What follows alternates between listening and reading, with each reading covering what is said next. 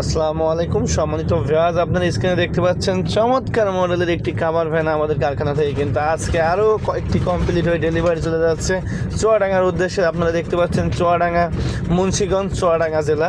তো এই গাড়িটি কিন্তু আমাদের 1.5 টন লোড ক্যাপাসিটি একটি বেকারি কোম্পানিতে গাড়িটি ডেলিভারি যাচ্ছে।